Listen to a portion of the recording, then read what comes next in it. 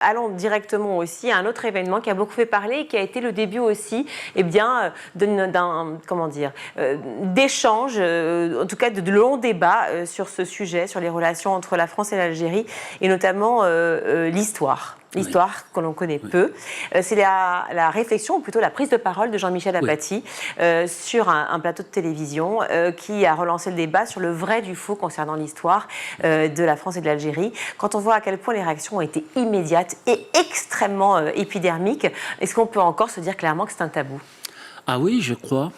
C'est-à-dire qu'on a mis d'abord beaucoup de temps à connaître l'histoire de la guerre d'Algérie.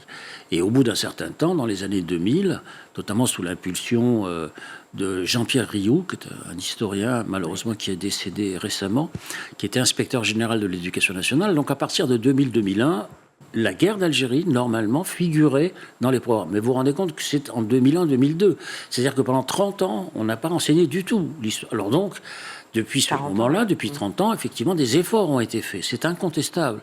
Beaucoup de professeurs ont commencé à enseigner l'histoire de la guerre d'Algérie. Mais, à force d'enseigner l'histoire de la guerre d'Algérie, la question qui arrive automatiquement, c'est quelle est l'origine de cette guerre ?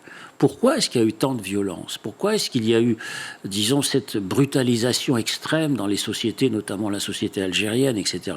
Quelle est l'origine de tout ça ? Et donc, en tirant le fil de la guerre d'Algérie, de l'histoire de la guerre d'Algérie, alors on en est arrivé effectivement progressivement à se poser le problème du démarrage.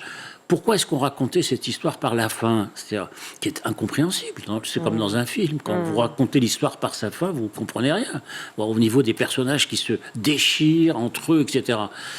Et il fallait donc recommencer par le début, d'où l'effet de sidération provoqué par la déclaration de Jean-Michel Apathy, parce que effectivement, il y a une grande méconnaissance de ce qu'a été la conquête coloniale, qui a duré 40 ans, 50 ans, et qui a été terrible.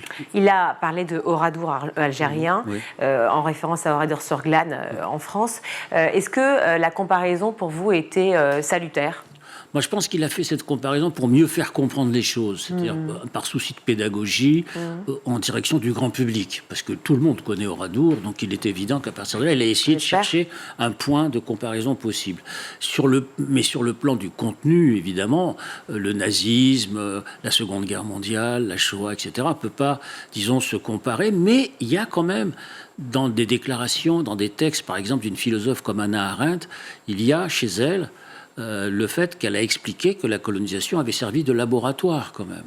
C'est-à-dire que la mise en, j'allais presque dire, en situation d'extermination des populations colonisées, en état d'infériorisation, de sous-humanité, c'est quand même quelque chose de très important.